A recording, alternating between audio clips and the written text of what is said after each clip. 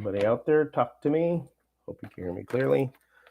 Just some talk about slot cars, slot car tools. If anybody wants to join me, I know it's Martin Luther King Day. I'm sure some people are off. Just got a new UV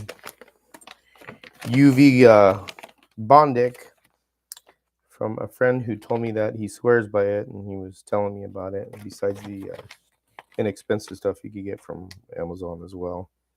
So, hey, what's up there, John? I just had my coffee and breakfast. My lovely wife made me breakfast, so I'm full and ready to talk away, or if anybody wants to join me, just about tools or anything about the showdown that happened on this weekend, which was really nice. I couldn't make it. Wish I could, but I'll be there on the SummerSlam. That'll be good. That'd be good to go to that in the summertime. After moving here, it was a little bit too. I am a slot car tool. I don't think so, John. You're not a tool. You're good with resin, though. Boy, you know how to do a lot of resin stuff.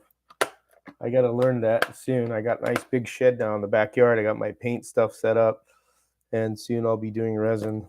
Got a lot of space now. And behind me is going to be the wood track, which I had to start laying down some plans for soon. Right now I got all my work area up here, and then I got the Area 51 track right underneath me downstairs. And that's pretty much all set up.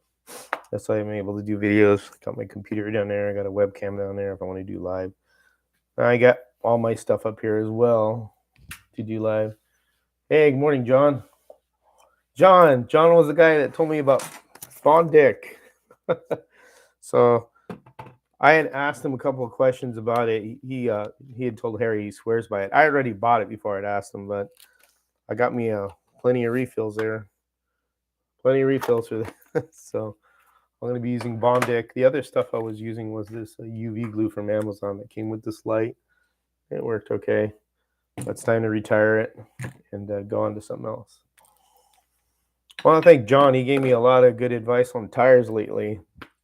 So I went to Slot Car Corner and ordered a bunch of Ultra Grips and regular grip Nanosar tires, and he turned me on to some Trinity tire treatment, which I'm going to try out. And I got a bunch of the tires for the poly cars because I got all the poly cars that came out, 16 of them.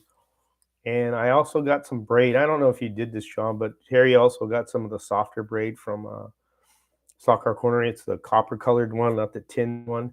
And it's supposed to kind of help the car, I guess, keep the nose more down because that other braid is kind of like makes it pop up. That's one thing I don't like about those, but it is what it is. You fix it. So thanks for your advice on that. Appreciate it. I like how you we chatted. That's why I asked you if you had Apple phones. I don't know if you did, so you could FaceTime, but maybe we could go into like some type of I'm sure Android has a program we could go to. Maybe we could talk sometime, face to face. I know he lives in NSR Pro Braid. Yeah, I know. John lives where I used to live, California. He lives where I was born in that city. You live in San Francisco. I was born in the Presidio, John. I don't know if you know that, which is not owned by Disney. The hospital I was born at is gone. I think the Disney Museum is right where I was born, where the hospital was at. But I've been in California for 48 years of my life, I would say. I've been here 6 years, so I'm going to be 55 this May. So yeah, I was there for a long time. No, you're now in Sonoma. Oh, I didn't know that. You're in Sonoma. All right, dude. All right, cool. I thought you were in San Francisco, but that's okay. I got it wrong. That's cool. Did you just move there, or were you? Yeah, thanks, John. I didn't see your comment there. I am John, not John Albright, but John from Fast Sports. His name is John too. Yeah, I'm getting it together. You still have the place in the city too. Okay, but where's the track? Is that in Sonoma or is that in the city? Because I know you're by. Where do you live? Well, I don't want to say where you live out in the open here, but what area do you live in San Francisco? Are you like the Marina area, or what part Mission area? I know it ain't the Tenderloin God. Don't tell me that. Sonoma, the track is in Sonoma. Okay, got you. Cool. I was thinking it was somewhere else in the city, not in Sonoma. All right, cool. All right, yeah, hold on to the property in San Francisco because it's worth a lot. My grandmother lives on Goat Hill in Baja Valley. He lives, okay, gotcha, Baja Valley, Baja Valley, okay. My grandmother lives on Goat Hill, so that's off of Mission, so that's over by, oh crap, I want to say, not too far from the Geneva Drive-In, a very famous, dangerous Geneva Drive-In, which I don't think it's there anymore. I don't know if you remember the Geneva Towers, and with the bullet chase scene, that was the road that went to Daly City and went down to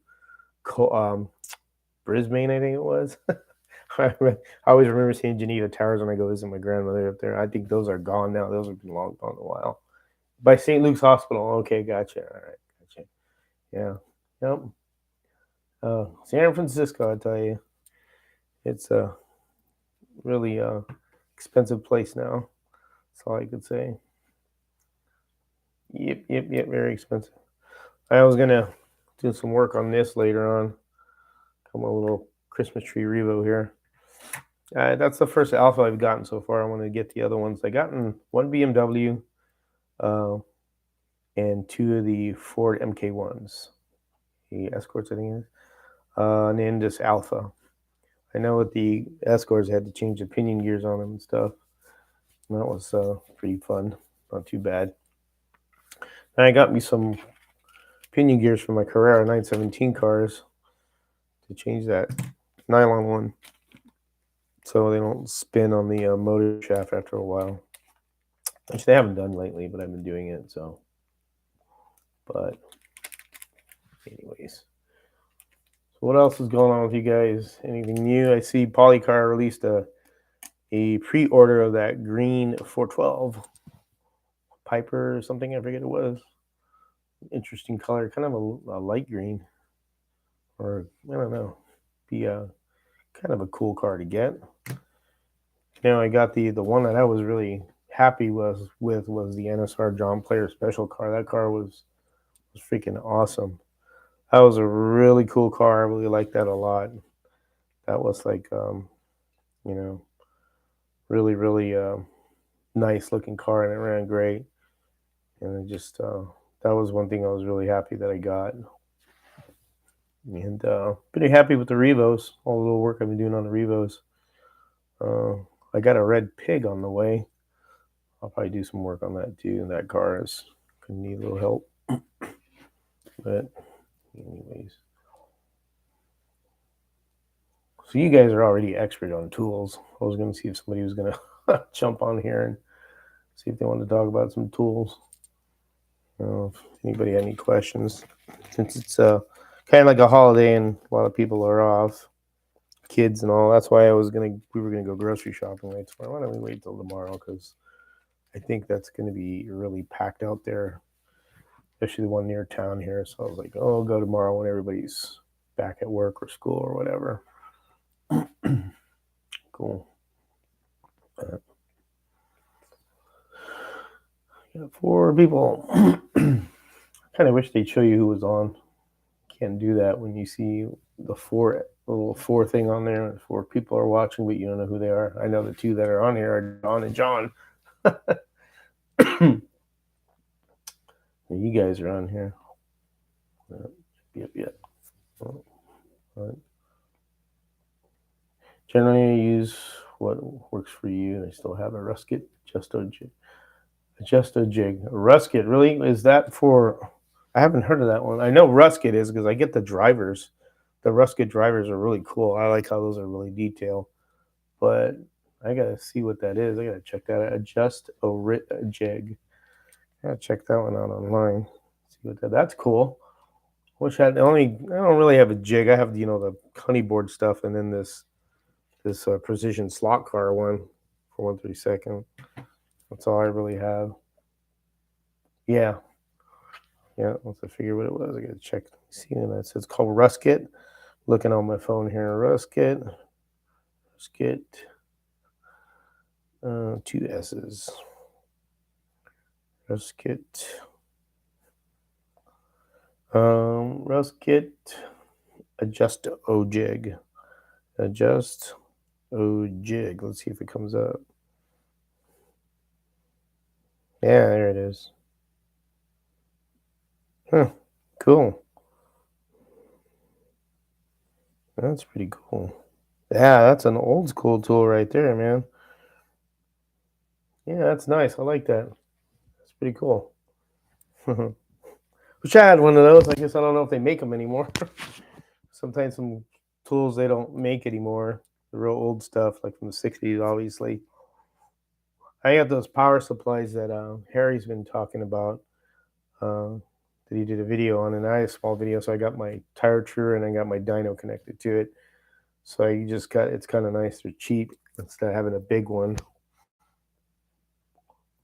Oh, really? Ah, I don't doubt it. You guys have just about everything. I know John does. Both of you guys. You guys have a lot of stuff. John from Fast Sports, man, it's when he does his videos, you could see all the model kits. I mean, he just surrounded from his like wall to wall model kits and all kinds of stuff. That's like a trip when I always look at your videos and I see all the stuff behind. It's like, gosh, look at that model kit, man. Wish you could get in there with my hand and reach out and grab it from your garage. You got to stuff. Yeah, there's nothing wrong with old school. Old school's fine. I kind of like both. So I mean, if there's some new school stuff that could, benefit, I'll use it. But if not, and I won't. It just depends. But it's all good. The ton of 124 stuff, no place close to run it. Really, I can imagine. I know you have a lot of that stuff, John. You have a lot of also commercial stuff too. I bet I have a little bit of it from back like in the '90s when I did it. I don't have that much. I have like a case. I still have my old Parma controller and some cars that I've had for a while, maybe two or three. Some that I've done, one new one that I did. But I there used to be a track in Winston, but the guy was doing RC and he was just making more money in RC, so he decided to just it was like a big king track. He got rid of that and made more space for RC stuff because that was really more taking over of everything than the track racing. I prefer the home stuff. At least you could do your own stuff at home and be creative. Uh, Commercial tracks are right. I mean, I really just don't really like going them too much, not unless I know somebody real well and there's like an event. I know there's one in Archdale in North Carolina, and that's like about I think like 50 miles from here, 60 Archdale. They do a lot of WOMP stuff. Pretty interesting. Anybody else on here? I see there's 6 people. 6 people on here. Perhaps I should do an episode or two showing the collection. I think you should. That would be a good video to show, man. I think you should do something like that. That'd show you get a lot of stuff, man. You have a ton of stuff, man. I have nothing compared to what Harry or you have, or even John Albright. I just have a minuscule of it, but it is growing as I look up. I'm like, yeah, it's starting to get crowded in here again. And this closet was bigger than the other one in the old house, so it fills up fast when you start collecting stuff, especially cars. I mean, I've gotten more Revos, more cars. I actually got a case too. I ordered to put more cars in because I need case space because I'm completely out, and that's only the 132nd. Did I mention I am old? Yeah, I know you did. We're all getting old. I'm pretty old too. Hope I could retire in 5 years. That'd be nice. Retire at 16, get out of what I'm doing because mine's a hard labor, heavy lifting stuff. After a while, it beats up your body, and it's a good job, but it beats you down pretty good after 3 12-hour shifts of doing a lot of heavy work. You're like, yeah, I don't want to do anything Sunday morning. Never told to play with toys. Yep, I would agree. Never told to play with toys. Never too old. It's amazing. It is amazing the amount of stuff you can acquire as time goes by. Yeah, when I left the other house, moving everything, that was like, whoa, yeah. And now I've got more after coming into this house. It's like, yeah, I got a lot of stuff, man. And moving, it's a pain in the butt. So I was really to get the track back downstairs back together. It took me about 2 weeks, 2.5 weeks. Had to reassemble the table and then all the other stuff we were doing to the house because we just recently, like yesterday, I replaced like 3 or 4 light fixtures because they left some light fixtures we didn't like, and we got some ordered up, and I had to do all that. A house is just a place for your stuff. Yep, that's true. I don't know if you remember George Carlin's skit on stuff. You got to get some more stuff. I always remember that. He talks about stuff. But what do you guys think of the showdown? That was pretty good. The Fry Daddy who did that Hoonigan car, that was pretty cool. I put little flaming lights on that and stuff in that pink Ford. That guy does some really nice work. It's pretty cool how he did that.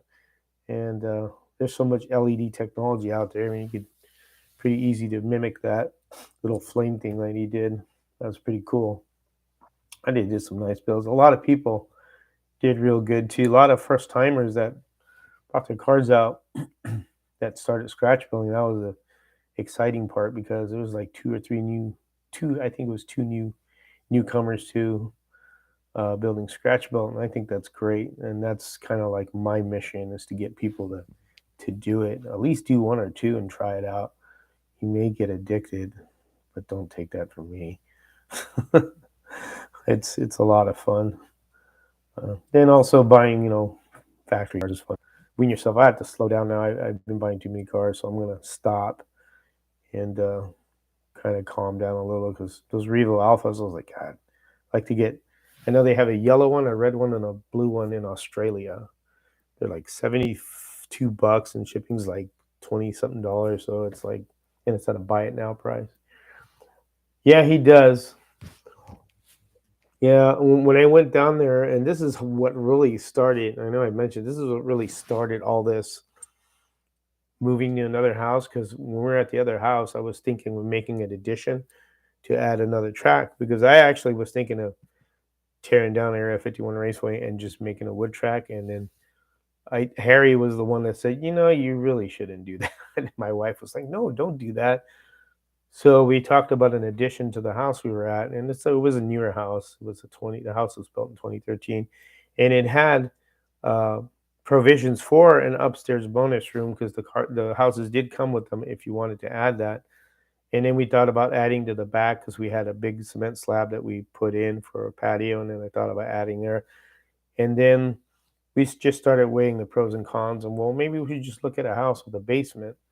And then again, I looked at a lot of houses with basements, and it was really not, how would you say, not working out like it should. And then we found this house, which I didn't like originally, but then we came back, and my wife kind of opened my eyes to see the utilization, and she was right. This place it's a lot of a room here. But anybody who is not familiar with anything have any questions? Because I know John from Fast Sports and John Albright, they're pretty much have more knowledge than I do.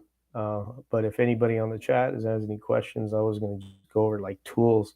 I kind of babbling on about different things, like the showdown of the scratch builds and the two first time guys. I think it's James Rowland was one, and I can't remember the other guy. I think it was Michael something. They did real good work, and James Rowland got first in the beach racer race. His car was in first place, so that's pretty cool. That's the reward right there. If somebody could do better than I can do, I'm happy because that's what I like to see. Somebody really branches out and can really bring out their potential in that. Yeah, but going to Home Racing World was really a lot of fun when I went Labor Day last year. That's a fantastic track. It's a fantastic place. Really, really fun place to go and do a lot of the stuff. And I'll be there this summer for the Summer Slam. I'm gonna plan on it for sure, and I'll do more video stuff and like it did for Labor Day because I like doing the videography things and stuff like that. Just try and get it going. But I only jumped went through these plastic cars uh, at the start of the pandemic. Yep.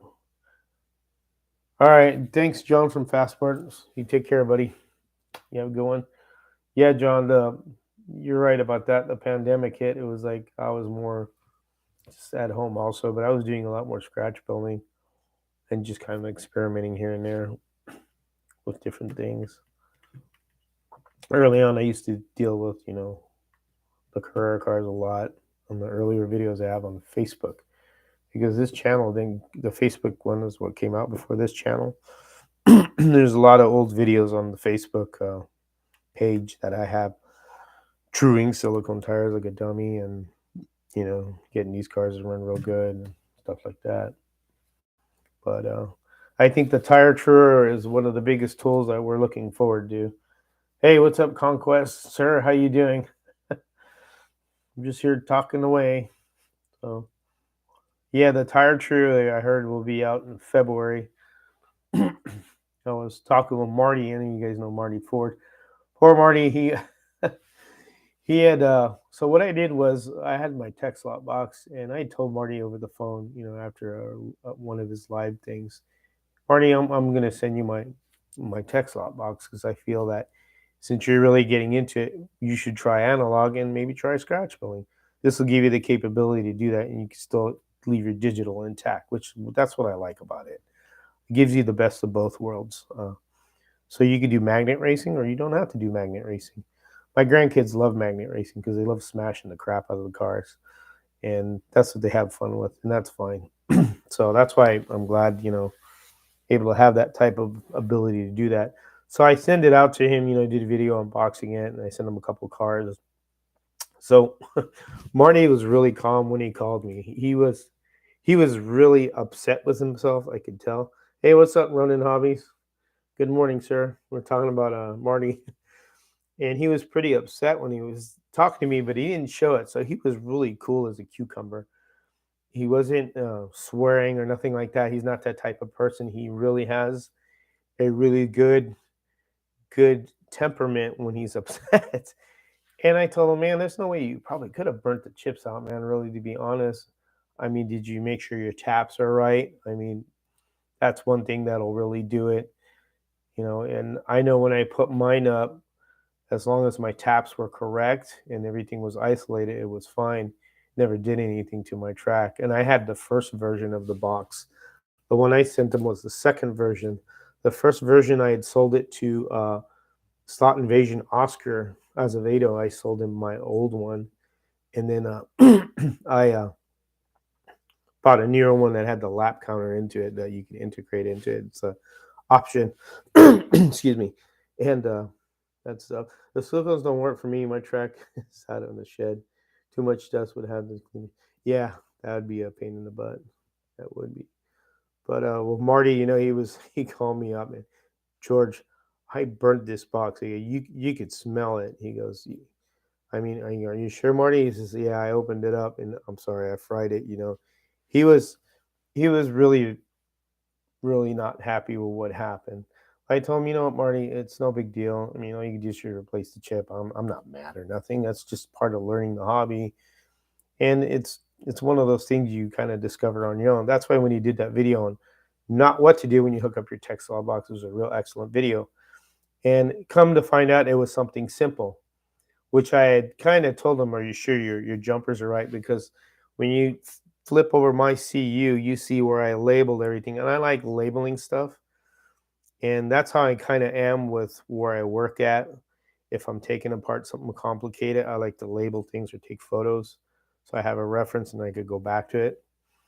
And even here, like when I put the light fixtures, I did something wrong also, and I figured it out. But it's just one of those things. Tech slot box uses crowd chip. Yes, they do. They use the D124 ones, the digital 124 ones. So he had one of his taps backwards on one piece of the track. So when he went to code, he was running the inside lane, which is lane 2, and then when he went to code the outside lane 1, that's when everything fried. It fried that chip. Not everything, but it fried that chip. Oh yeah, it was. Marty's really good at presenting. He's really good at presenting stuff. I think wherever he works at, it's probably something pretty up there with where you need to really be presentable in what you do, and he's really good at that. And like I said, he when he called me, he was upset, but he didn't really show it more in his voice. But he was pretty upset with himself, but not in the way that it is. He was just really cool about it. And I just tried to tell him, hey man, take it easy. It's no big deal. It's all you can do is just replace the chip or just open it up and find out what's going on. Recheck your taps, just check your steps again. And he figured it out. And Joseph Stanzik is his name, is the one that designed the box. And I'd asked Joseph if hey, can you give Marty a hand? His name's Marty Ford. He's trying to hook up a tech slot box. I didn't tell him it was mine at the time, and I don't know. He some inadvertently something got burnt the chip and stuff. But hey, so I'm a tool. Hey, well, good. There we go, Harry. No, you're not a tool, Harry. I was talking to him about Marty. Poor Marty and the hooking up my tech slot box. I don't know if you saw that video, Harry. I sent you a link to it, but I was explaining how he warning to you how he hooked it up, hooked one tap wrong, and it fried one of the chips. But that really proves that tech slot tool master, that tech slot box is really a good design system. It's too bad that Joseph will not be making them anymore because things have gotten so expensive. It's not worth for him to actually, you know, keep it going, which I understand. Now you have Jim Cunningham who has his Omnibox, Omni slot box is what he calls it. That's what I have, and I like that one because it gives you the capability of running hotter motors. Not that I will, but like Harry has said, like from the movie Cannonball Run, if you're going to be a bear, be a grizzly. And I always remember that line. So that's why I got the Omni slot box. But it's very pricey and doesn't include controllers and it doesn't include a power supply. So it could get up there in price, but it was worth the investment for what I do. And but anyways, Marty got the box running good on this track. He's having the ball flipping into analog now. He's buying analog cars, so I think his wife's going to start hating me because I really have opened up his horizons to try something else out and learn tuning on his own because looks like he's really going to get into it, and he's a good addition to the slot car community, which we have a lot of. Yeah, yeah. So here's the rundown on that Conquest. Conquest Racing wants to do that. So the box is like $900. That's without a power supply, but you could get a power supply from Amazon, like what Harry has put out. So that's like about $50. So you're looking at $950. Now you have to get the controllers, and that's the XLR controller. Sometimes I get that wrong, where it's a plug, and then you get two Professor motor controllers, or if you want to get something else that'll cost more. So you're looking at additional $200. So you're like about $1,100 and something dollars in the hole when you get that all set up. So I mean, it's expensive, but if you're really going to be doing a lot in the hobby where you want a capability, then it's worth it. Because if you chip, I figured it. So each chip is what's it? Can't remember, like 38 bucks. So if you times that times like 20 or something like that, it comes like to $1,000. So I mean, it kind of pays in itself. So you don't have to chip every car. You could still use an analog car and not have to chip it. So, but that's how I look at it. So same thing with the tech slot box. The tech slot box was, at the time when I bought it, was like, the new one was like 300 and something, and it just was worth it. Will I have restrictions on digital track, like having a curve lanes changeovers? In way too deep, go to digital. Conquest, I would say that you have to do isolation of your lane changers for the curves. For the straights, cross and left lane to right, or right into left lane, straights, you don't have to do it. But if it's curves, you do have to isolate him. And on the TechSlot Facebook page group, there is somebody that shows you how to do it. He shows you how he wired it. But if you don't do that, you're not going to have isolation. So on curve lane changers, you do need to modify those big time. Those have to be modified for sure. It is. It is similar to TechSlot. Yeah, I know what you mean, John. Way too deep to go to digital. If your setup is nice, so you're all good. You're all good. So it's so Marty just posted a video here about super tires. So it'll be cool to watch that later. It costs what it costs. Okay, gotta see you later, Harry. I didn't see your comment there, Harry. Tell you, a really genuine person is Harry Wise. I've got to know him pretty well. He's a really good person. He's no nonsense kind of guy. You know, he'll be honest with you. He is honest with his reviews, and be aware he doesn't get free stuff to make reviews. He does the reviews. He buys the cars and he does the reviews and he gives an honest review. And that's the thing about what you want in my channel. If I'm going to do a review, yeah, I'll be honest about it too. I'm not going to, it's not because they're supporting me. I'm not into that. I'm more into showing what it really is, and that's how he is, how things are. That's the best way to do, is to be honest about something. But he's a really good guy. I really thank him for his video from scratch building the stinker chassis. That's how it all started with me. When I saw that video, I was like, cool, I could do that.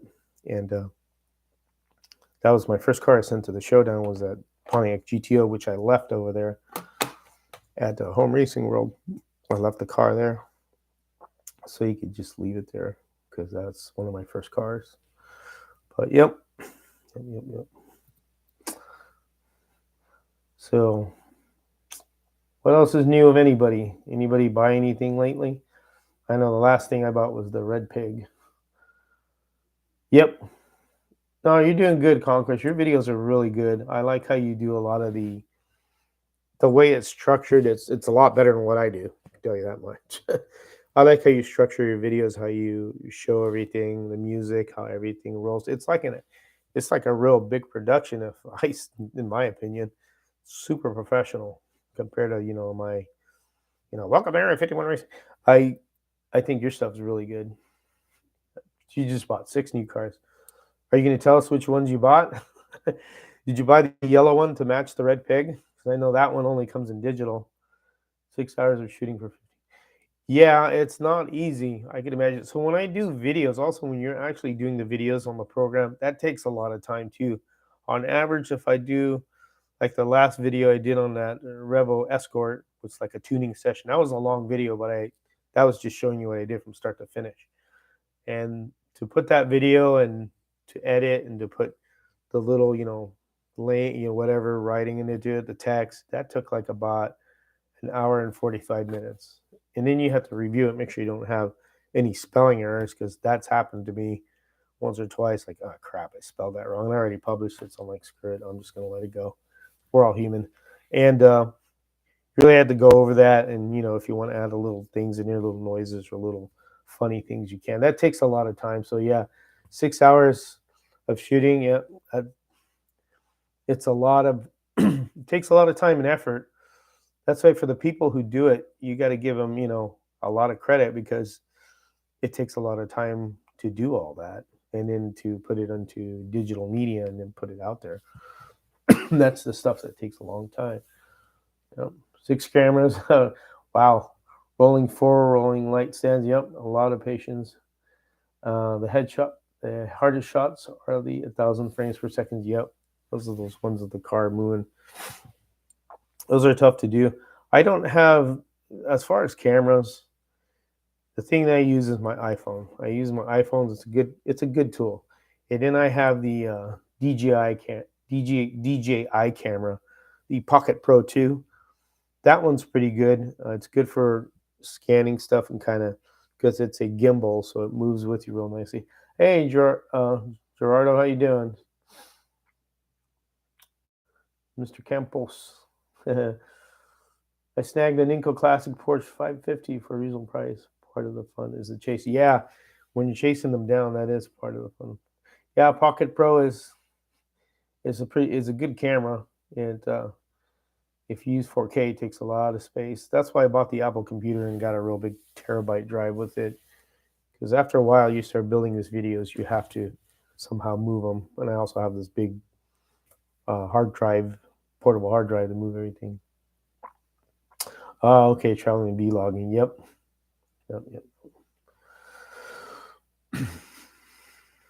Yep. Anybody have any questions on tools? This is really about tools.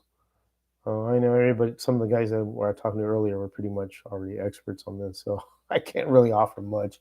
Anybody on here? Yeah, I take one shot of my Galaxy phone just to give the info. Yeah. Yep. Takes a while.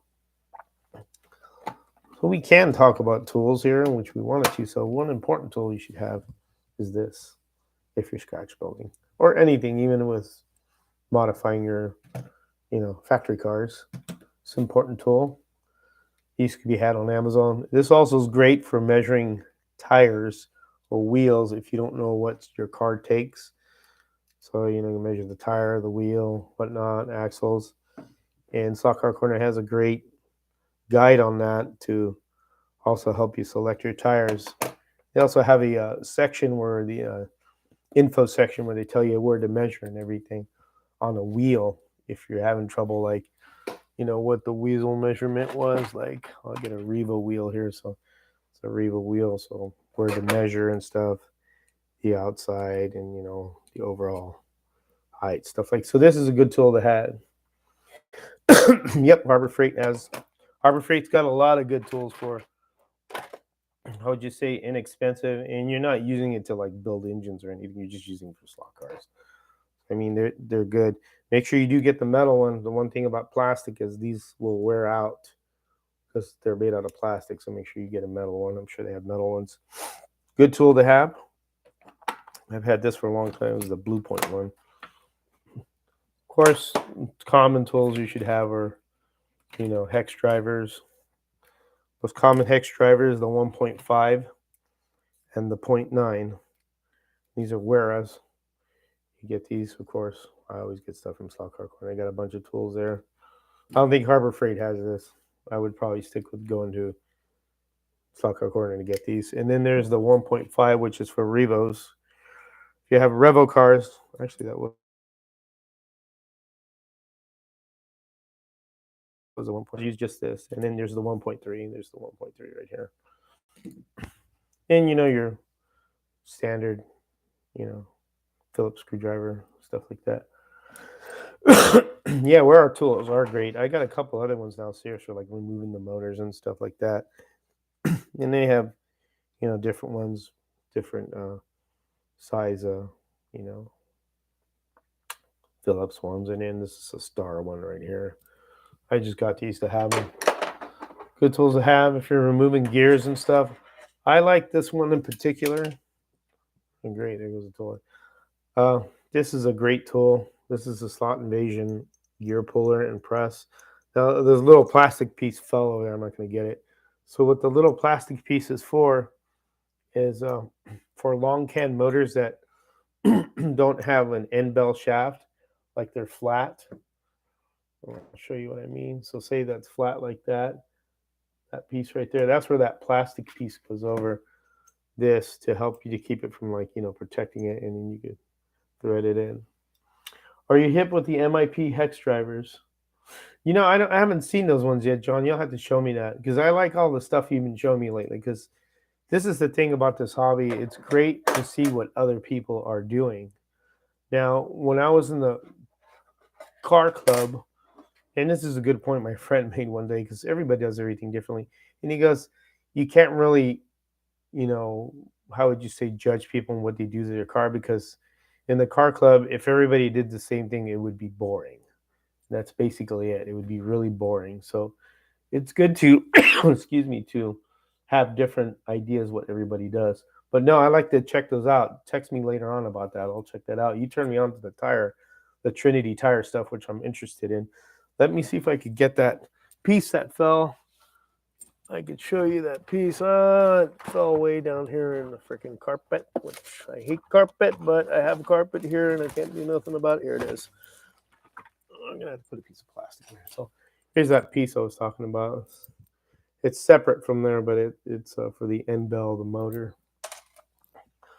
But Cloverleaf Racing sent me freeware. Oh, cool. Yeah, Cloverleaf is a good place. I bought a few cars from them recently. They got a lot of stuff too. Good place to get stuff, tools. Other tools, if you're going to do a Revo and mess with it, a 5mm. This is good for those brass nuts that are in the chassis. If you got Revo cars, if you're doing like scratch building, of course, a little tube cutter. It's another tool to have. Pretty good. A bit pricey these days, but worth it. I've had mine for years. Cool. I have to look into that then. So it is RC stuff.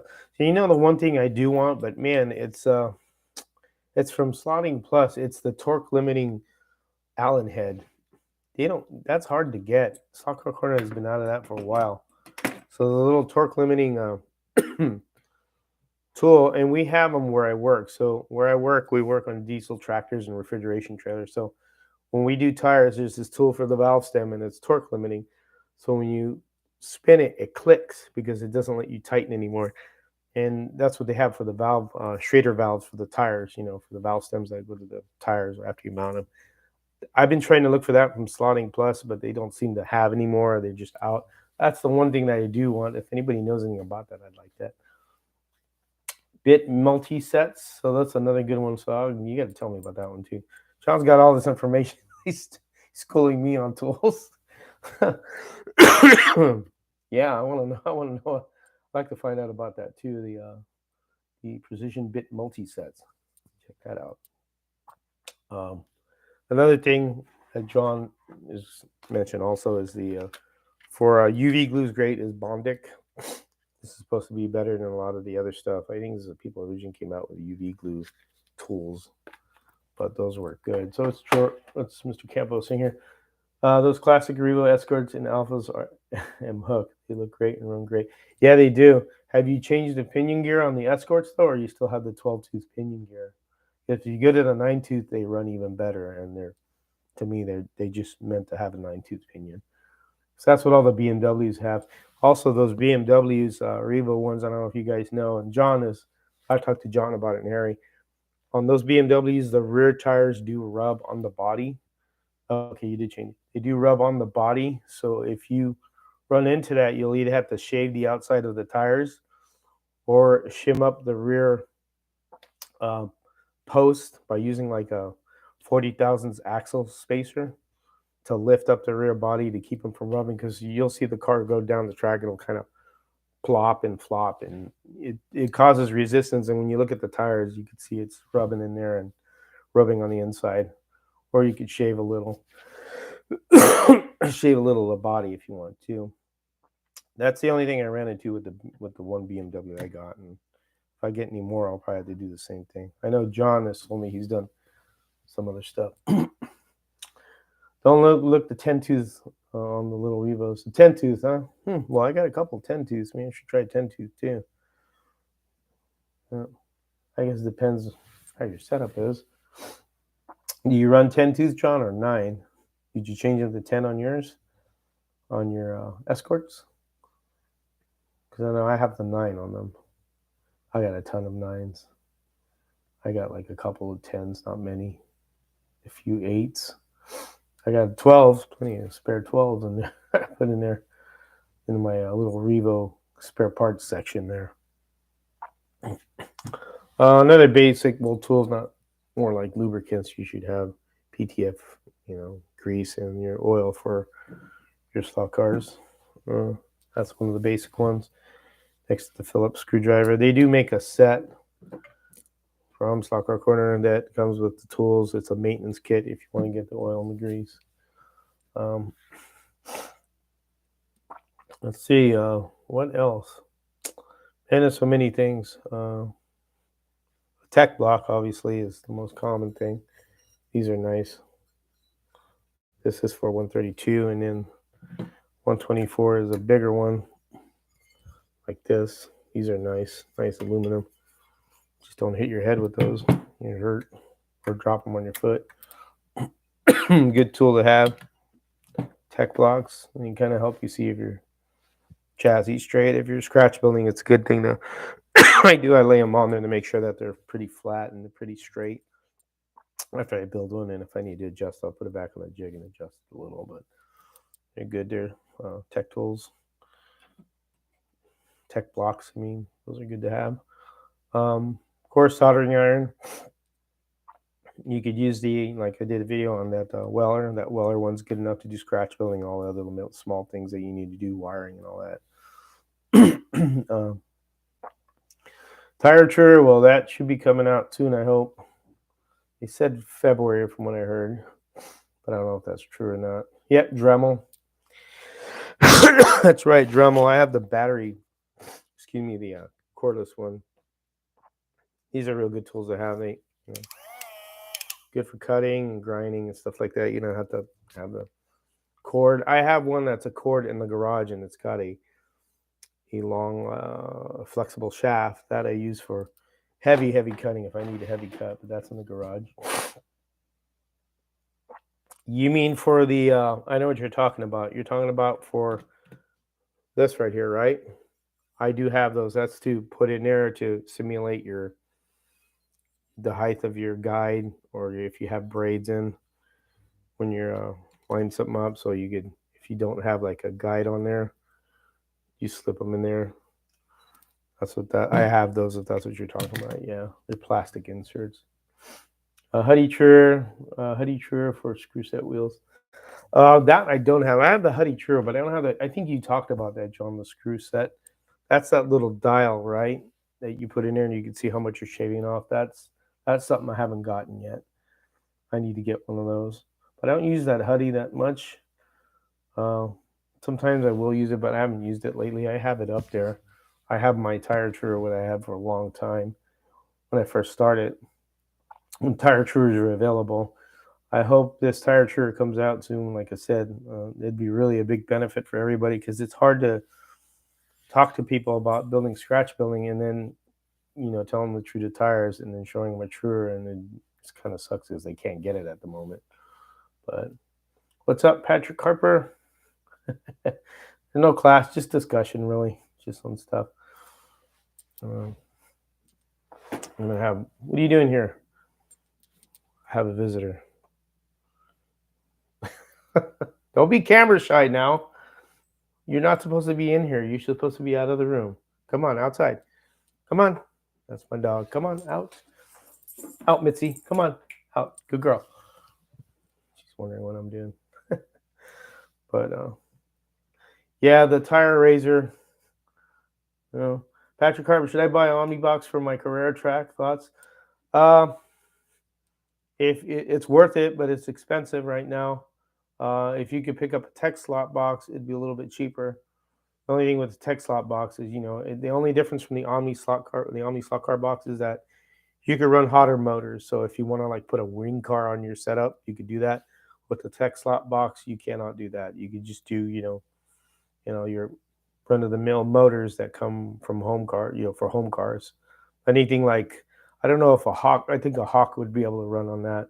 So John runs some Hawk motors, don't you, John? But I think anything higher, like Group 12 or open motor, something like that, you can do that on tech slot box. Omnibox just gives you more ability to run hotter motors, and it's a little bit of a more modern system than the tech slot box. A little bit more robust. It's different, and you could run individual power supplies to the lanes also. So you could run one power supply for lane one and one in the other one. No, it's not. That's what we were talking about earlier.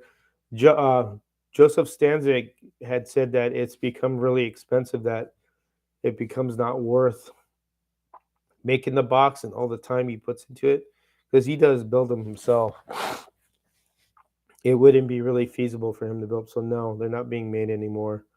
If you could get one, I mean, that's good. I would get one if you don't have one, and start out with that. And then the Omnibox looks like it's going to be around for a while, and then you could get an Omnibox. But I did a video, Patrick, on my Omnibox. I don't know if you saw it. hooked it up and everything. And Jim Cunningham has his website for that box, which is Nomad Raceways, but it's also called omnislotbox.org or something like that. Just look it up. And you could look at the videos. Yeah, when running hotter motors, you need higher amp power supply. Yep, exactly. More amp, more drawing more power. I mean, those motors, amazing. Those little motors could, how much energy they take. Yeah, I mean, Patrick, it's up to you. If you have the money, it's worth it.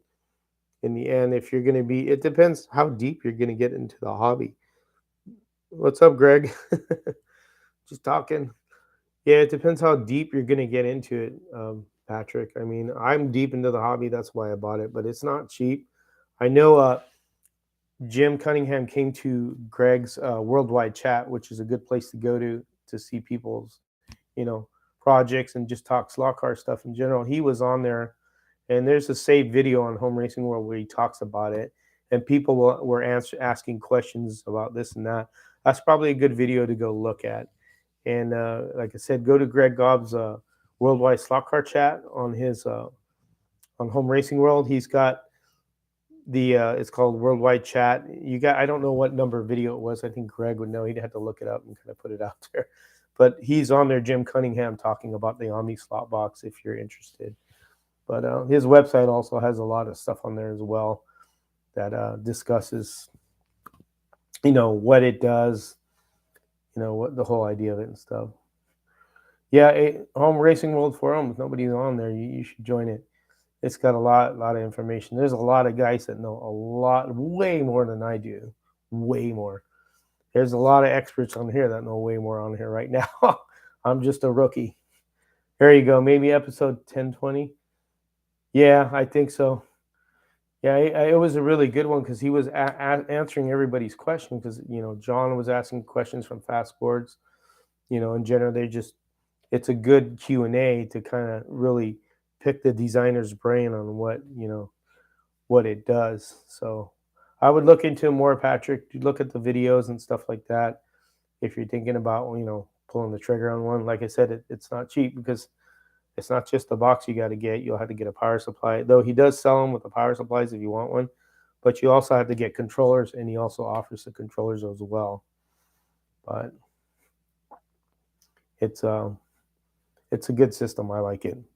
I still need to change the wiring as far as the jumpers because I have I think 16 gauge and I need to go to 14 gauge and I haven't done that yet. But Google to the Rex. There you go. Episode 11, 114 there, Patrick. So go to Home Racing World, go to the worldwide chat for thread, and go to episode 114 as Greg is posted on there. Check that one out. And I think it's the very beginning of the video where he's the first one to talk because he was usually when you first show up on Worldwide Chat, you're the first one to talk because you're the new guy. So you had to tell them who you are and all that stuff, which is pretty cool. Patrick Harper, thank you for the information. I've been trying to keep it in the slot for almost 20 years. I try to watch WWSCT every week. Tennis and the others know way too much about slots. Yep, there's a lot of people that know a lot of stuff about slot cars. It's great to have it because you could always look at their stuff and get their opinions or see what they're doing. Like I said, everybody does everything differently, and it's nice to have all those different ideas and influences, that you could see what they're doing. I always look at other people's stuff and go, hey, I'll try that. That's what that's all about. If somebody could pass the information, there you go. Oh, that's right. They're on YouTube as well. I forgot about that. Yes, Worldwide Chat is on YouTube. Craig's channel. All right, Craig, you have your channel. It has everything on there. I think Greg has all the episodes on this channel because he's the one that does all the Zoom recordings. He's the one that started it. And you started it because of the pandemic, right, Greg? I think that's when you really started Worldwide Slot Car Chat was the pandemic, and then everybody started doing Zoom stuff. Is that correct? I don't know. I can't remember the history. But it's a good place to go. I haven't been there lately because the reason why I don't go to Worldwide Slot Car Chat is I got to work Thursday morning. Yeah, okay, yeah. So it depends on what time it's at or what I'm doing because I have to go to work Thursday morning at 4 a.m. And since it's Pacific time, it's 4 hour or 3 hours, back in California or on the West Coast. I have to, sometimes I can't. Because if I watch it or I go on it, I'll be too tired to go to work because I had to get up at 2 in the morning. Because I usually get up, get ready. It takes me 45 minutes to get to work. I like to get there early, 15 minutes. So I leave the house at 3. So by that time, it's a lot. I don't get much sleep if I stay on Worldwide Slot Car Track. It takes a while because a lot of people or but Greg saying good morning to, or Patrick saying good morning to Greg.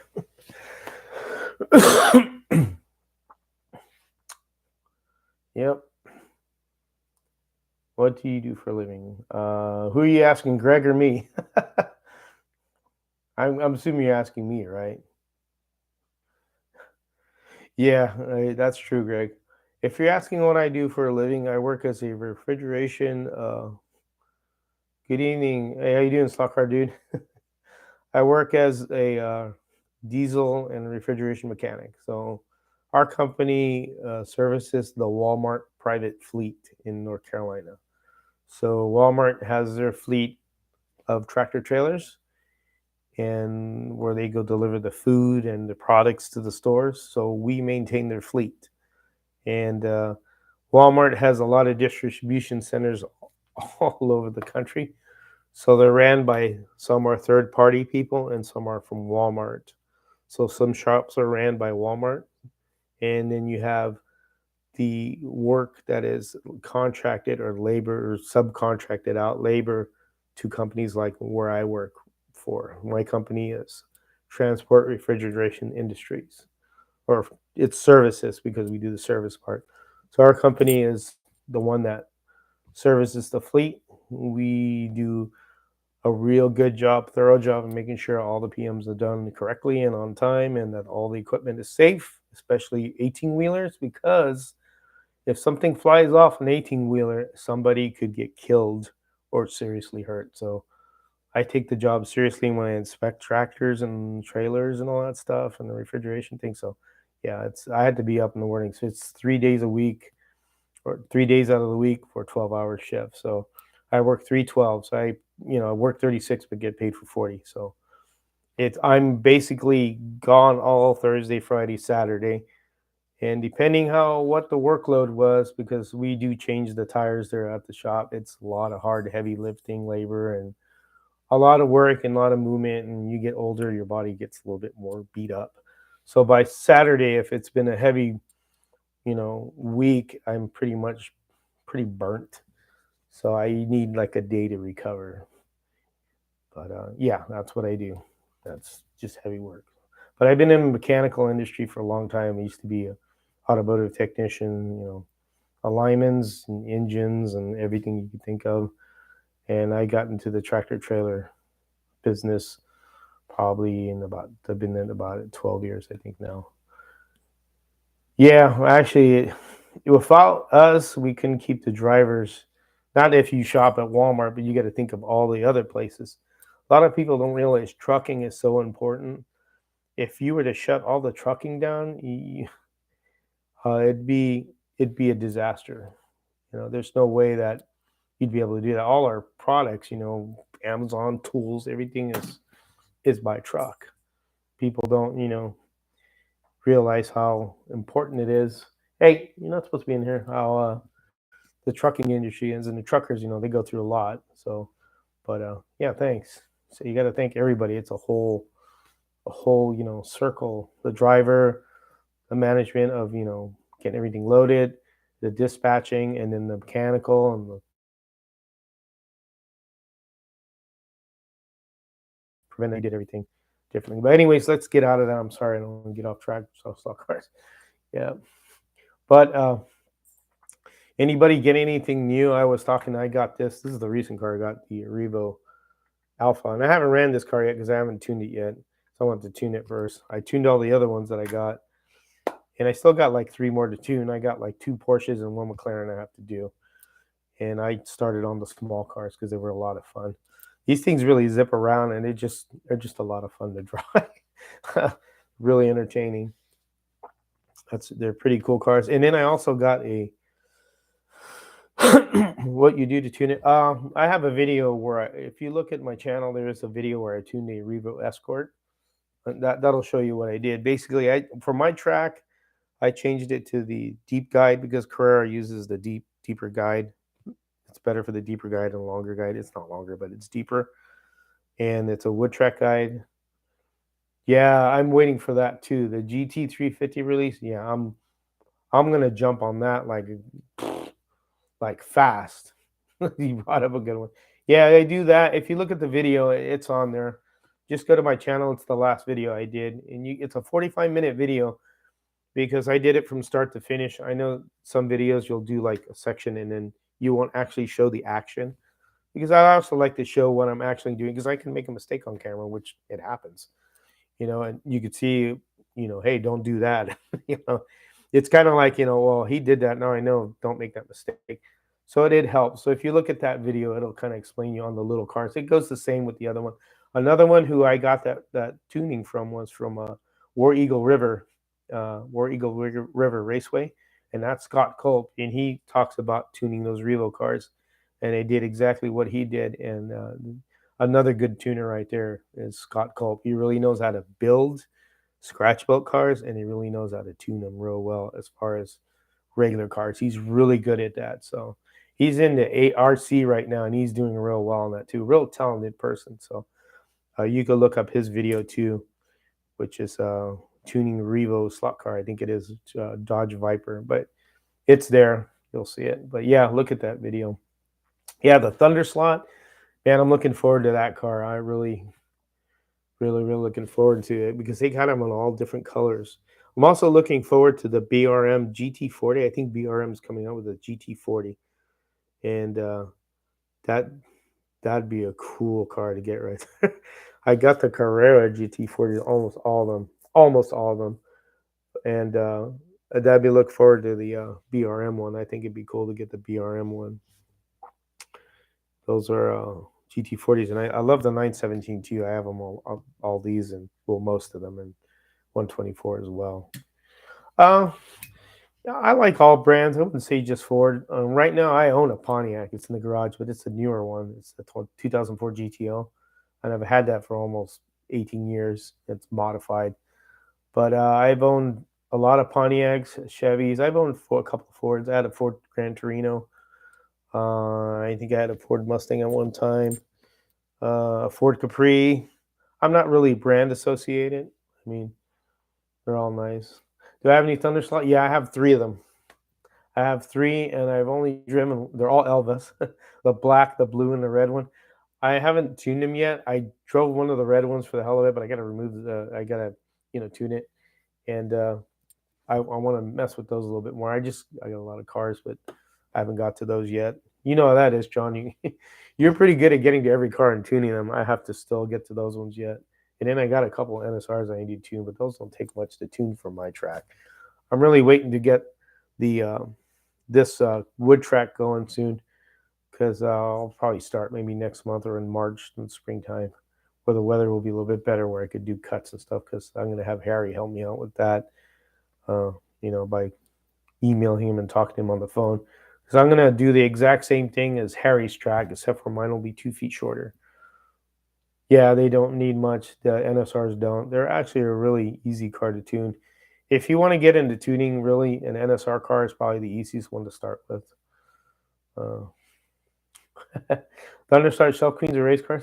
I wouldn't say they're shelf queens. They're real good cars. Thunderslot is, I think Thunderslot is kind of like, was another shoot off of NSR because I think the person that used to work at NSR opened his own, and that was Thunderslot, if I'm not mistaken, John. You could probably, the history of that. But that's basically like another NSR car. So Thunderslot's a good car. I mean, I've seen them tune the cars at another place that's a wood track around here, and they run real well on wood, and they run real well on plastic too. A lot of people like them. What's up, slot car guy? Slot car guy's here. Yep. They're definitely race cars. No shelf queens. Yeah, that's correct. I can say shelf queen. We did ones like super rare cars, I have one that I have in the box. It's actually a shelf queen. It's not in the living room. It's the Vanquish Shadow car. It's from John. You know what they are. I can't remember the name of the company that made those. They made them for a few years. That thing I've took it once on the track, but I keep it in the box. I can't remember the name of the company that made it, but I've got a little surprise. Is that MG? I think maybe that is MG. I can't remember. Patrick Harper, just switching from Scaly to Carrera Track. Can you recommend the best guides for Carrera Track? That would be Slot Invasion. Has a bunch of guides specifically for the Carrera Track. If you go on their page, Slot Invasion USA. Let me see if I could find. I'll put a link in here for you. Hold on a second. Let me look for it. Slot. Give me a sec here. I'm going to type in so I can help. Slot Invasion USA.com. I'll put a link there for you. And you can see. So for Carrera cars this is for they have it for Carrera cars and Scalar. You just look at the page; it has everything on here. Let me get this link for you here. Put it on the chat so you can see it. There you go. We'll just click that link there, Patrick, and that'll give you for Scalextric and all kinds of stuff. And I'll show you here. I got some right here actually. This is what they look like. So this is for slot its, and then they have the ones with other ones. They're basically the same. They come with different ones. Some have a shoulder on them, depending on which one you want. And then the typical Carrera one that snaps in is this one right here. See, so you get those there. I have a couple of them here in the box just for medicinal purposes. Yep. Have the white one, wide suckers for 132. You're talking about Thunderslot, John? The wide ones? That's the I'm trying to think what you're thinking of right there. You're talking about Thunderslot, and if that's what it is. That's what you mean, the white one. Is that the McLaren you mean, or is it another Elva? Shadow. Oh, yeah. Yo, you got it, Shadow. The white one. Yeah. Okay, I now know what you mean. Vanquish. There you go. That's it. Vanquish. I couldn't think of it. You nailed it right there. You knew what I was talking about. I have the that's exactly what we were talking about. Vanquish. I have the black one, Shadow, and he has the white one. Now I know what he means. They are wide, and that's a shelf queen that stays on. I've never took that car. It's so pretty, and it's like I'm not going to use it. So that one is a shelf queen, the Vanquish cars, unless you want to take it apart and mess with it. But yeah, but the Thunderslots are definitely not. They are definitely not shelf queens. Those cars are fun to drive. I've driven it a few times and I'm really liking it, but I got to tune mine. I got a lot of cars to tune, so and then a lot of honeydew stuff to do around the house as well. So I got to separate the two. You ever run it, packet, the diff of grease? Yeah, because it's actually got a diff in there. That's I noticed about it. It's a pretty good technical car. Yeah, pack it with grease, otherwise it's dry. That's right. I haven't ran my John, to be honest. I just ran it once and then put it back in the box. But I'll remember that if I ever pull it out and want to do that, I'll pack that with grease. Yep, Vanquish. That's what it was. They made a few cars, quite a few cars, but I don't know how long they lasted. A few years, John? Yeah, there you go. Slot car dude. Diffs didn't last too long. I'm sure they didn't. Maybe they didn't put grease in it. I mean, that would make sense. We had one guy. Well, I shouldn't say this, but there's somebody I knew at work. Say I knew someone at work that the something happened and the diff went boom. So on the tractor. So yeah, if you don't have grease in it, I can imagine, or oil, it would blow apart. But it's probably the same thing with that little slot car rear end. Vanquish. How many years did they do Vanquish? How many years was Vanquish out for, John? You know the history more than anything. I don't know. A few years? Because they did so many releases of cars. There's quite a few models of them. They're really nice looking. They remind me of the AFX Can-Am cars, and I have one of those AFX Can-Am cars, the NIOP car, the black one, or IOP, I can't remember. But those were cool. I always remember the AFX cars a lot. Just a few years, I think. Yeah, beautiful cars they are. Those are really probably sought after by some people. Yeah, no problem, Patrick. It's glad to help. Just go there. Oscar is the one that is the one that has that site, and he's the distributor for here. He's a real cool dude. So if you have any questions, you can email him. They also sell rear end kits for the 124 if you want to hop up like your rear gears and the carrier, and the tires are pretty good too. I sent that car to Marty, and he has it's a 917 Geispa, like this one 54, but in the big version. And I put a kit from Slot Invasion. That car runs really good, and the tires are pretty good on that too. I don't know if they're silicone or urethane. I think they're urethane, but I can't remember. But that truck, that car did real well on the track after I set it up. I think I did a video on that a long time ago in the video archives of the YouTube page. It should be in there if you want to take a look at it. Slot Invasion has a lot of different things. They have chips, all kinds of stuff. So they're a pretty good website to get guides and stuff and other things. So yep, check them out. Good place. Good place. Good place. Oh. All right. Oh, we got an hour and 12. Anybody got any more questions on anything? I'll end this in probably 10 minutes. I gotta go do a few things. But we talked to Tools about a little bit, but I think a lot of the guys on here already knew about that. What? Anybody think about ordering that new Slot-It Polycar 412, the green one? That one's a pretty cool looking car. It's on pre-order. Let me see what it is. Pre-order car. What kind of tires? What kind of tires? Silicones or Paul Gauge? Is that what you're saying? PU? P urethane? On what? You mean on the what I was talking about, or? Oh yeah, I know you do, Greg. I have that one on pre-order too. The Sunoco one. That one I'm looking forward to. That's going to be a nice car. That's right there up there with the John Player Special NSR. Yep, I know you love Sunoco. If anybody knows Greg, Greg's a big Sunoco livery fan. He loves Sunoco colors. Yeah, the other one was the Ferrari 412. Can you try to pick up the pre-order Polycar? Hold on, let me look at it. It was on, Home Racing World or the Slot-It page. It was on there as well on Facebook. Let me see. Or Polycar page, not Slot-It. It could be Slot-It. I can't remember. Hold on a second. Okay, it looks like this. That's what it looks like.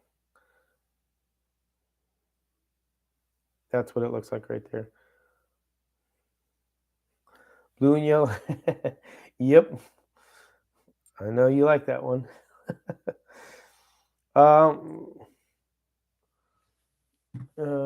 Yep.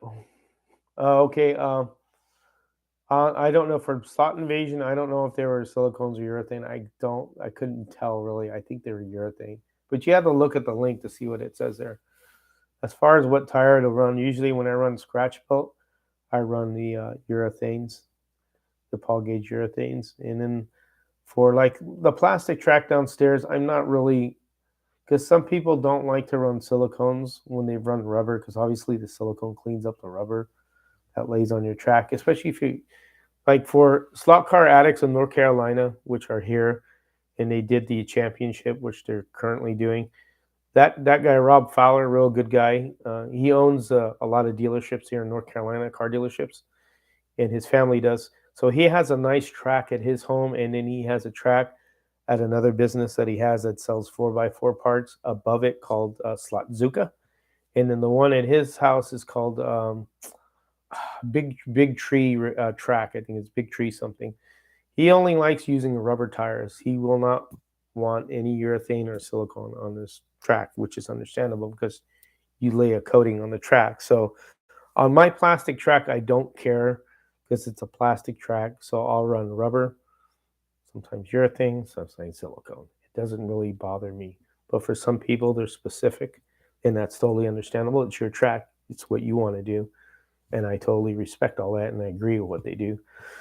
So it depends on what you want to do. If you have a tire truer, which hopefully they'll be coming out with the tire truer from I heard February soon, if that's the date, the month they'll be doing it next month, then you could get urethanes are good to get, but you have to true urethane tires. You can't just throw them on because they won't really. I mean, they'll run, but you won't get the performance out of the tire. They need to be trued. Silicones, you don't have to true them. You could slap them on and go. I have trued silicone tires. It takes a long time. I wouldn't do it. And then rubber tires with treatment, like John is lusting after MMK Racer Piper. Yeah, that's got a lot of money there. The with the what I was saying with rubber, you could use rubber too, but you could use tire treatments like the NSR tire treatment. You could use Marble Mystery Oil, and then you use naphtha, which is basically lighter fluid, to clean them up. You let the oil soak in there, and then you clean out with naphtha and run around the track. But there's also something John has turned me on to, which is called Trinity Tire treatment, which I'm gonna be getting soon. Yep, foam is another one that's easy to use. Foam is super easy. You just treat those and off you go. 3-in-1 oil. Yep, 3-in-1 oil works. There's a lot of, as long as all you're doing is putting oil in the tire and making them sticky, and making them like gummy bears to grip the track. And I did a video on the NSR tire treatment. Yep, tire tweak. That's it, tire tweak. That's on the way, John. You were the one to tell me about that. John told me, "Have you tried this?" And I looked it up. I go, "All right, I'm going to buy this stuff." So I bought it, and then I bought a bunch of NSR tires from my poly cars because I want to start messing with those, and some braid so I could start tuning those because I got all 16 of those cars. I went on a binge with those cars.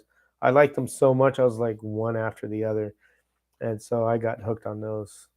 And I did a thread on that called Polycar Mad on Home Racing World forum, and a lot of people like them. So, and John is talking to me about it. He's been experimenting here and there, so I've been picking his brain. So that's what's great about the hobby. You can pick somebody's brain and get their opinion on something. That's pretty cool. But yeah, any type of oil will work real well. For rubber, we use WD-40. Yeah, I mean, you could, as long as you put oil on the tire and let it soak, as long as it doesn't deteriorate. One thing about WD-40, I know it does break down rubber after a while. I don't know if that does that to you, Slot Car Dude. Yeah, just a light coat or two. I know WD-40 can, I think, over time break down rubber. I don't, I've seen it on equipment as far as, so before I worked in the industry, I worked at a WD-40, okay, that was okay, Slot Car Guy. So I know I worked in the industry where we used to fill paint at a paint factory, and the machines were, I think they were called Ambrose machines, where there were cylinders that pull in to push paint out into the can. If you use WD-40, it would break down those seals, but that could be just the type of material it is. But just easy to get. Yeah, WD-40. WD-40 works, but doesn't last as long as light motor oil. Yeah, so there you go. Good point. Does anybody know what the WD stands for? Trick. I want to see somebody knows. I know what it stands for. Does anybody know what WD stands for? In WD-40? W can do your rubber time. There you go, Brian. There you go. That's right, water displacement. Oh, somebody knows that. Yep. Water displacement. Yep. You guys knew. I knew you guys would know. WD, water displacement. Yep. Kinks. Jinx. Personal jinx on you. 3 times. Water displacement. Yep.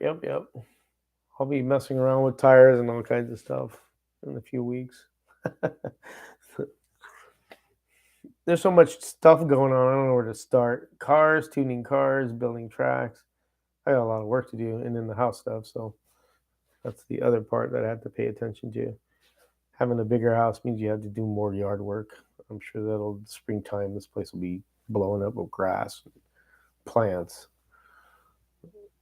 So, but good thing I only work 3 days a week. I got 4 days to do separate stuff. Uh, yeah, that Sunoco Ferrari, man, I'm looking forward to that one. That's going to be a nice looking car. Gonna jump all over that, and then that uh, also that Mustang from Thunderslot's another one. There's two cars right there. I'm going to be freaking like white on rice with those ones. I would say the Shadow would be the one, the most anticipated one. That one I'm looking forward to by MR Slot Car.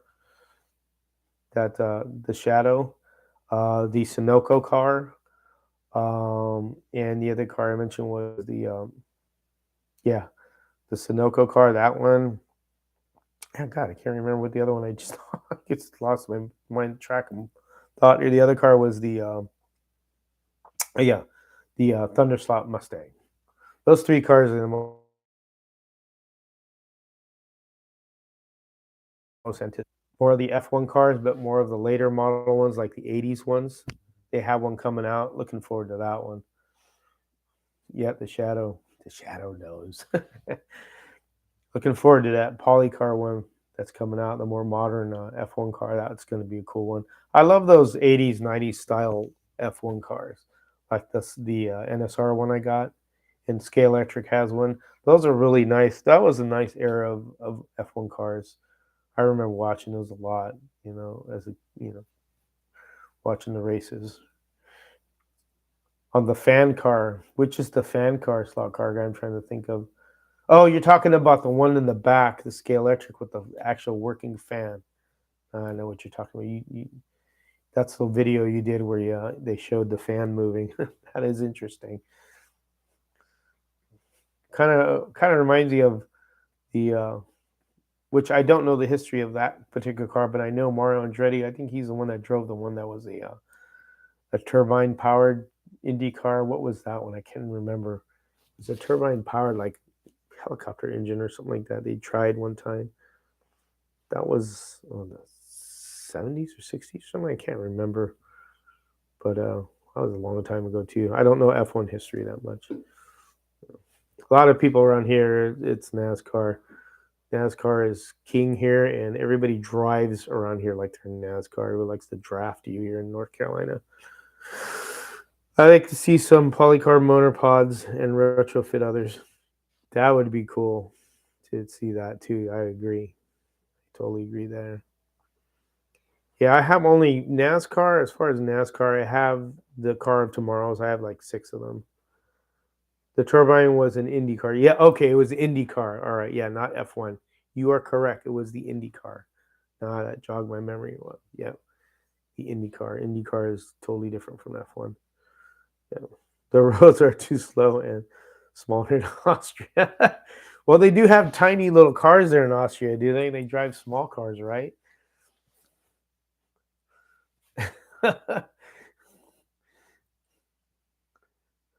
I guess you could always go to Austria, Germany, to do the autobahn. It's not from Austria.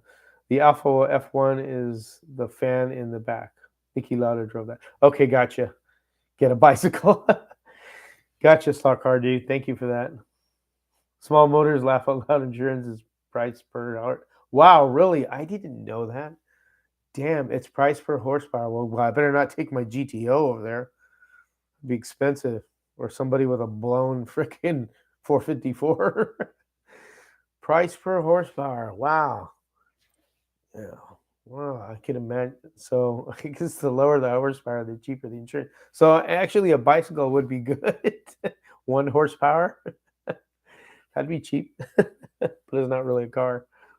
If someone has a they are rich. Yeah, I can imagine. So wow, I didn't. That's really interesting. Horsepower per insurance per horsepower.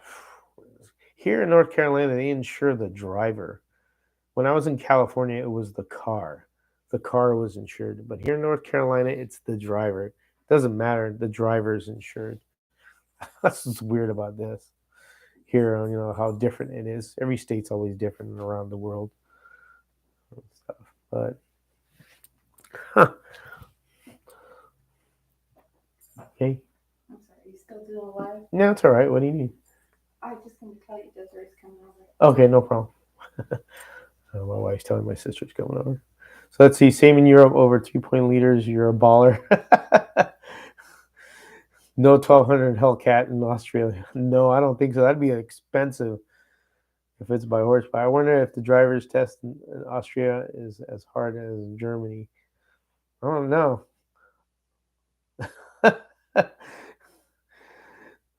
I know. I've seen a documentary about the Autobahn. It's pretty interesting how they built that. It's so different to Australia. They're very much like American, big car, big engine.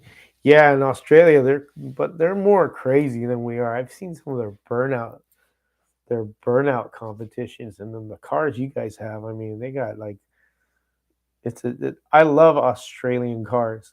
I love the Holden. I love a Falcon XB. I just like. I mean, actually, I have a Holden. If you want to look at it, it's an American Holden. The 2004 GTO was based on the Holden Monaro. That's why on the GTOs, the American ones, the brake lever is on the far right, where you think it would be the left because they're originally right-hand drive cars. But yeah, Australia's got some cool cars. I mean, they're really cool cars. Yep, my GTO is a Holden. That's exactly what. That's why a lot of the Australian cars are dead, which is what. Yeah, it is. A lot of the GTO people, I call them purists. So people that like the old cars better. They really crapped on that car a lot. But I think when some of them got to drive it and got to know the car, they found out, wow, that thing really works real good. German driver's manual is phone book thick. First test was 50 questions on signals alone. Then 100 questions rest on the rules of the road. 40% of the GIs failed at the first. Wow. I guess it's a real privilege over there to drive. Here, you only have to know a few things. Driving test here isn't too. Yeah, that's crazy. It's crazy. Yeah, a lot of the Australian car companies are changed a lot. Are going out. That's you know, like I said, Australian cars are cool. I have some cool cars.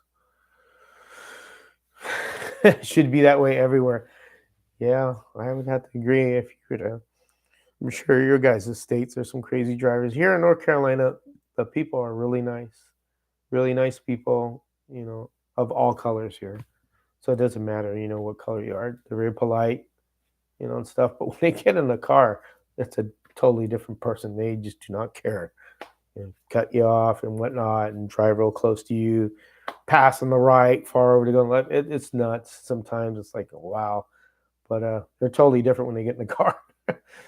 So we have no more Aussie built cars.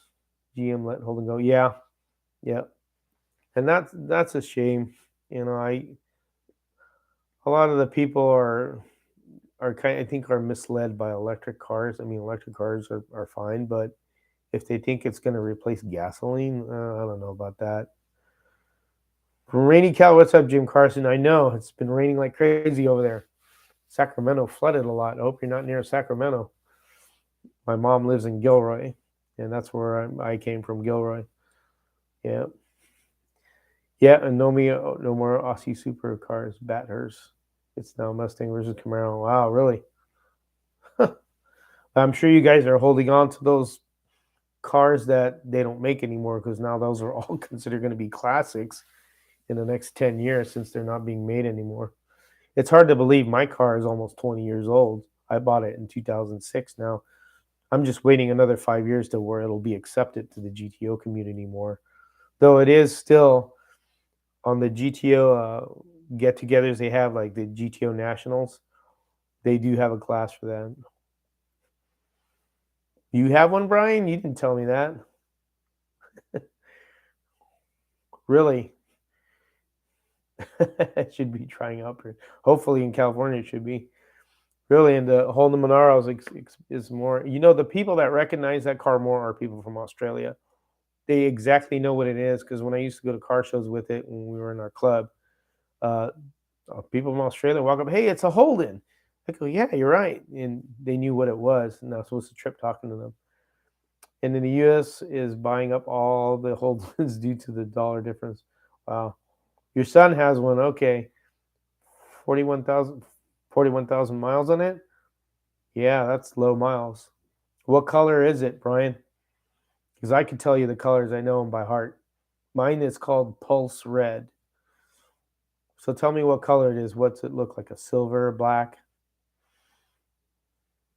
red.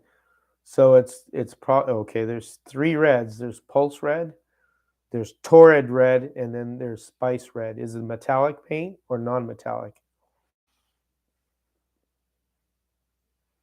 So that's how you can tell. Sorry, guys, I'm getting off topic. Talk about actual cars. I actually have a car that I want to build and scratch build after my car. I'll show it to you. Hold on a second. I have the body here. Let me get it out from the top shelf here. Oh my goodness. If I could reach it. Let me get a screwdriver to pull it out off the top shelf. Oh, it's ready to fall on my head. All right. Here it is. Torrid Red, yeah. This is a model kit. That's what my car looks like. Exactly like it says. So I actually want to build, and I've had this for 10 years, and I haven't gotten around to it because this is when I haven't really do scratch building, but this is one car that I want to make into my car in the garage. I want to build one out of scratch building. Torrid Red sounds like like an affair. Mine is rear wheel drive, not all wheel drive. I'll show you a photo of it on my phone. Mine is. So I have street wheels for it, and I have a drag setup for it. I like the drag setup because I kind of really have that car kind of attribute to like the old school drag racing style street look. And then it has 18-inch wheels. I haven't put 18-inch wheels on it. Let me go to my photos here, and I'll show you a photo of it. And this is what it looks like. Right there. So you can see that. That's mine. That's in the drag setup. Yeah, the Commodore was the four-door G8 SS, and then the Ute. We didn't have Utes. That's a utility vehicle, like the El Camino style. We didn't have that. And then with the wheels, it was also in the magazine. I don't know if you guys know it's called the Legend magazine. So it was actually in the magazine. That's the magazine cover that my car was on. And here's the spread cover of it too. So, and then the car with what it looks like in the garage right now with the wheels that I have on it, it's just the street wheels. I still have the drag setup stuff.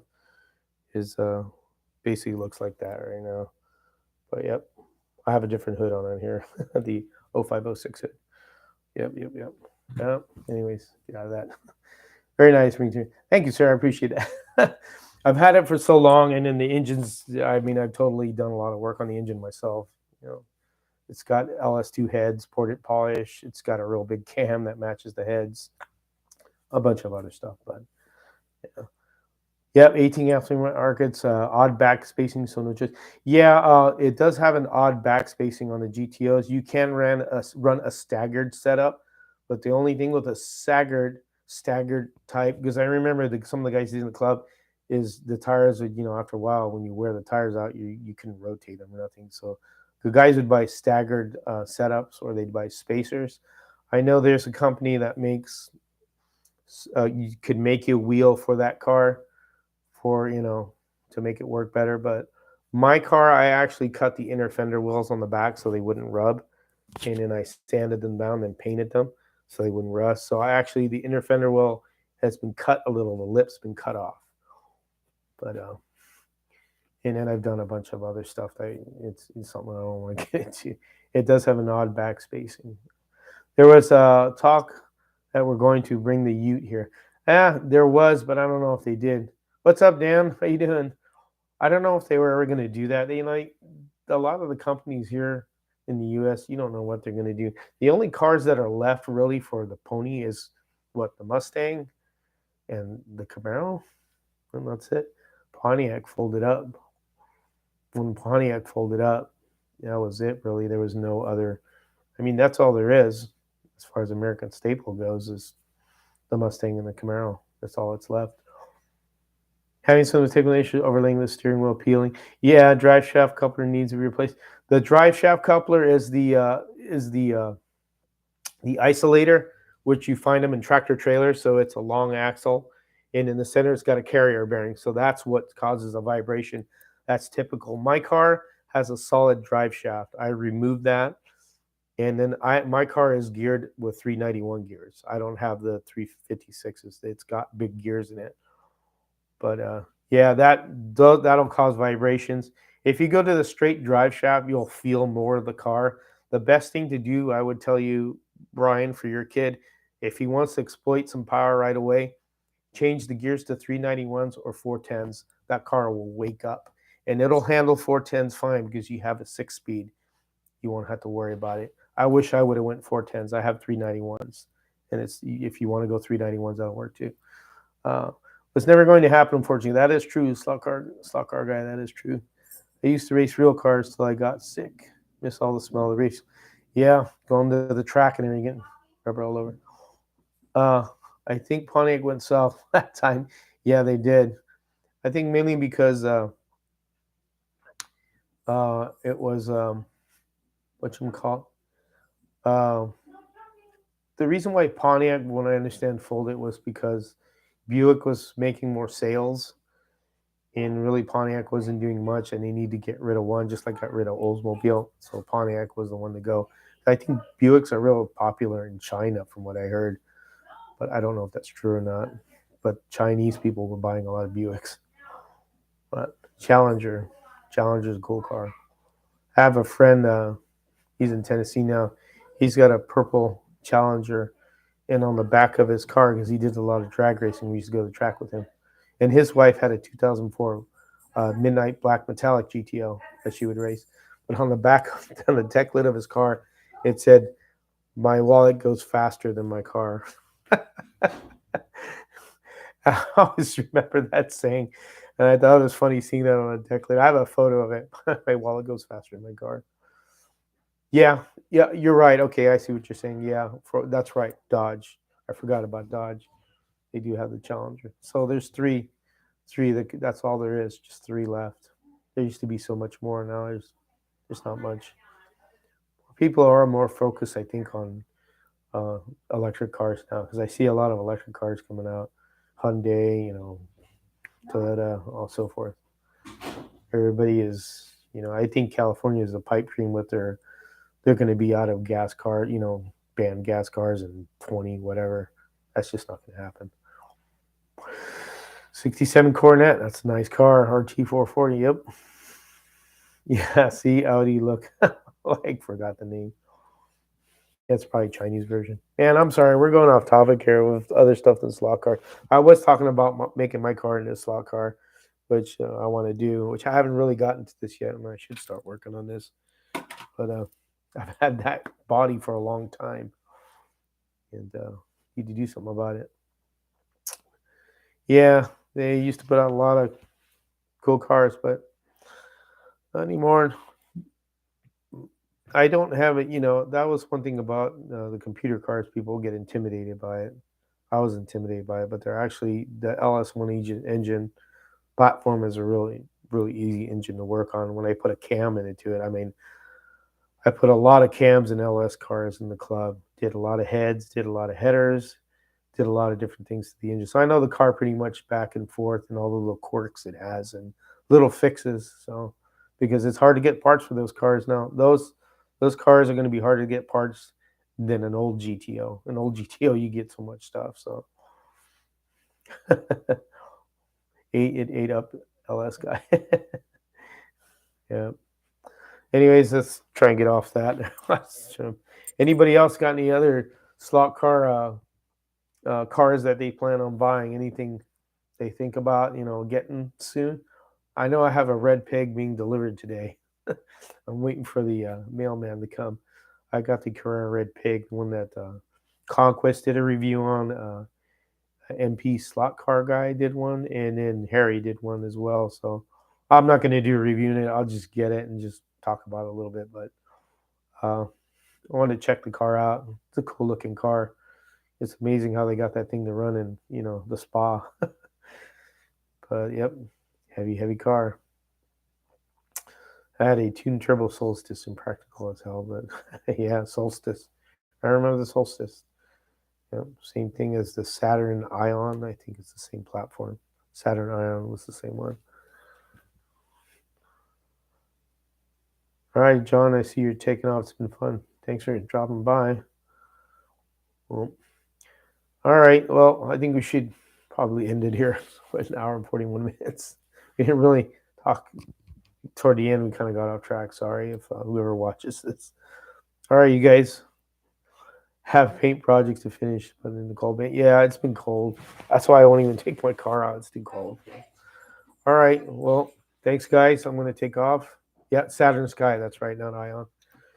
You guys take it easy. I had a lot of fun, man. Nice fun stream here today. And like I said, I always have fun racing. And see you later. Have a good one.